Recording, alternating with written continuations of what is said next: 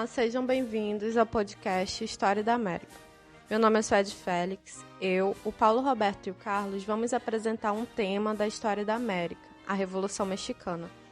Nosso objetivo hoje é construir uma narrativa online sobre a história da América por meio de podcast, que tragam reflexões sobre a questão conjuntural da Revolução Mexicana, entendendo como se deu esse processo, quem foram os atores envolvidos e quais as consequências contribuíram para uma nova configuração de poder no México. Ao final da apresentação desse podcast, os alunos serão convidados a se dividirem em grupos e desenvolver um podcast com outros temas históricos selecionados pelo professor, que deverão ser publicados posteriormente em mídias sociais mais utilizadas hoje.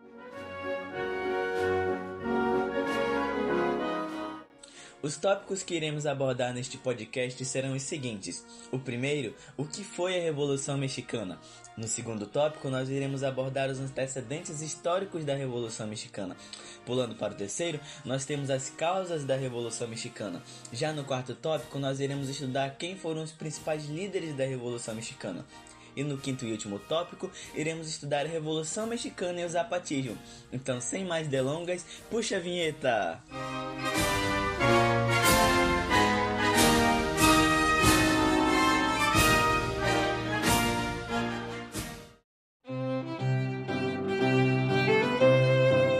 Tópico 1.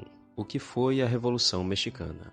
A Revolução Mexicana de 1910 foi um movimento armado que tinha como objetivo formar um governo popular e reformista, para acabar com as desigualdades sociais no México.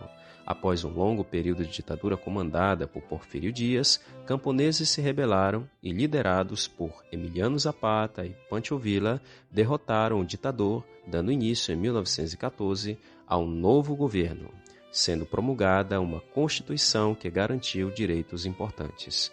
Com as mortes dos seus líderes, o movimento perdeu a força, mas a memória de suas lutas no começo do século passado os fez ser vistos pelos mexicanos como heróis.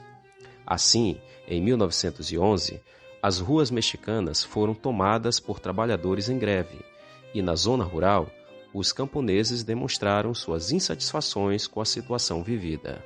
Enfraquecido por esses movimentos, o ditador Porfirio Díaz renunciou à presidência e se exilou em Paris. Francisco Madero foi escolhido para assumir o poder no lugar de Díaz, com promessa de fazer as reformas sociais tão pedidas pelos revolucionários, entre eles Emiliano Zapata. Madero começou seu governo, mas não cumpriu a promessa de fazer a reforma agrária e perdeu apoio em seus antigos aliados. O enfraquecimento do seu governo colaborou para o golpe de Estado liderado pelo general Victoriano Huerta. O militar assassinou Madero e seu vice, assumindo o governo mexicano em 1913. Ao se tornar presidente, Huerta também foi alvo de tentativas de golpe de Estado, principalmente por estar com os conservadores. Zapata organizou o movimento revolucionário que atacou o governo de Huerta. Em 1914, ele e Pancho Villa conseguiram derrotar Huerta e elegeram Carranza como novo presidente do México. 3 anos depois, uma nova Constituição foi promulgada. Zapata foi assassinado em 1919 e Pancho Villa foi morto em 1923. Desse modo, o desaparecimento dos principais líderes da Revolução significou o fim do movimento e a tomada do poder pela burguesia mexicana.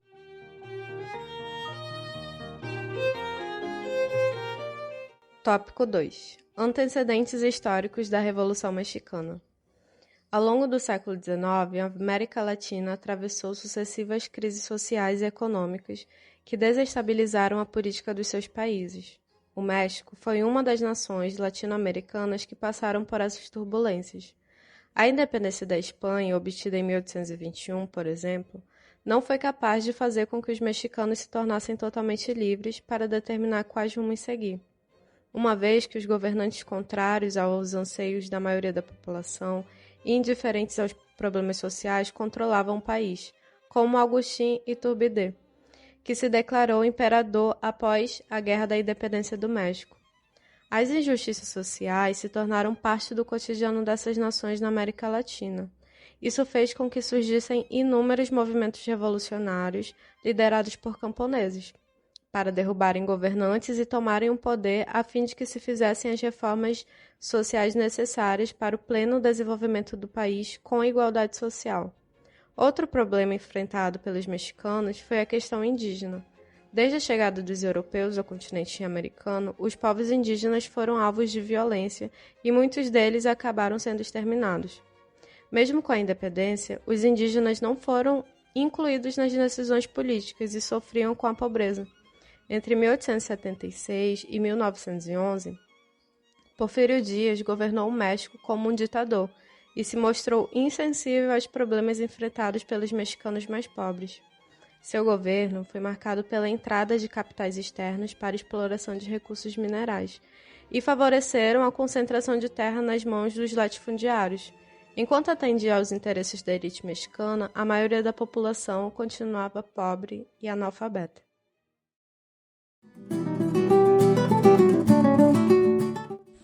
Tópico 3. As causas da Revolução Mexicana. É importante enfatizar primeiro que a forma autoritária com que Porfírio Díaz governava o México e o aumento da pobreza colaboraram de forma significativa para a organização de movimentos revolucionários para derrubá-lo da presidência. Esses grupos eram os maçons, os líderes caudilhos e os partidos políticos de esquerda, que começaram a discutir meios para se chegar ao poder. O objetivo desses grupos era a realização de reformas que amenizassem a desigualdade social que imperava na realidade mexicana. Então, em 1908, clubes democráticos se formaram para defender a liberdade política e as eleições diretas e livres. Contudo, o que era para ser a organização de um movimento pela defesa da liberdade se transformou numa verdadeira revolução social para combater aqueles considerados os causadores da desigualdade e dos problemas sociais no México. Alguns integrantes desse movimento começaram a se armar para chegar ao poder pela violência. Entre as reformas sociais pedidas pelos revolucionários, a reforma agrária era a prioridade. Para eles, era preciso repartir as terras para os pequenos agricultores que vivessem delas, garantindo para si melhores condições de vida, e além disso, havia o desejo da preservação das propriedades indígenas.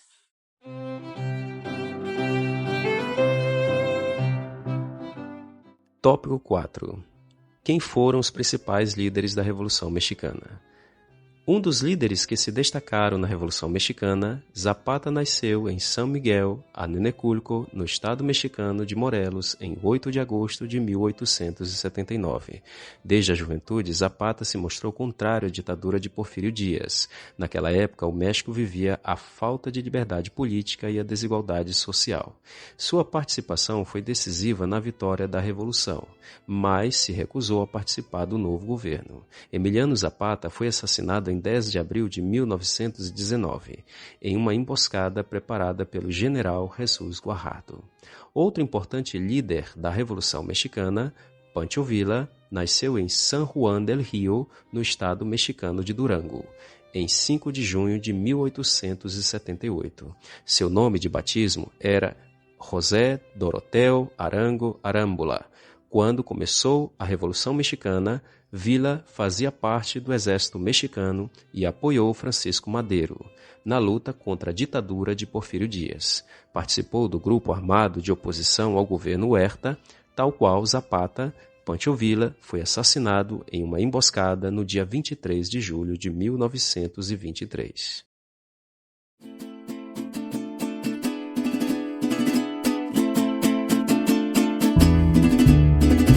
Tópico 5. Consequências da Revolução Mexicana. A principal consequência da Revolução Mexicana foi a promulgação da Constituição.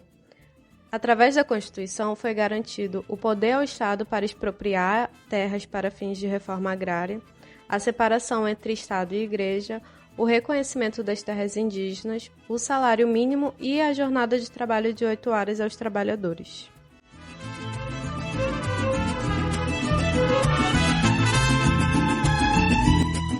E por fim, galera, chegamos ao tópico 6, a Revolução Mexicana e o Zapatismo. O zapatismo é em referência a Emiliano Zapata, que se tornou a principal figura da Revolução Mexicana. Ele foi quem defendeu a reforma agrária, contudo, lhe faltava ambição política. Por isso, em 1914, logo após a queda de Huerta, Zapata foi convidado para assumir o governo mexicano, mas ele recusou o pedido. Seus ideais estavam presentes no México por meio de grupos que defendem a igualdade e as reformas no sistema mexicano e que promovam isso.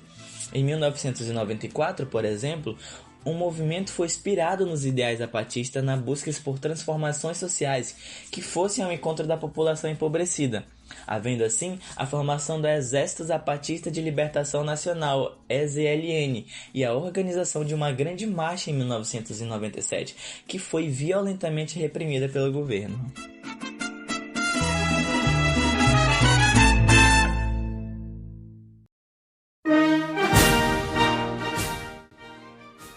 É isso, pessoal. Encerramos por aqui o nosso podcast sobre a Revolução Mexicana. E você viu nesse podcast o que foi a Revolução Mexicana, os seus antecedentes, as causas dessa revolução, seus principais líderes e como o zapatismo se relaciona com essa revolução. Agora é a hora de você construir seu próprio podcast, utilizando o tema histórico de sua preferência. Eu, Carlos, minha colega Suede e meu colega Paulo estaremos à sua disposição para tirarmos as suas dúvidas. Agradecemos mais uma vez e até mais!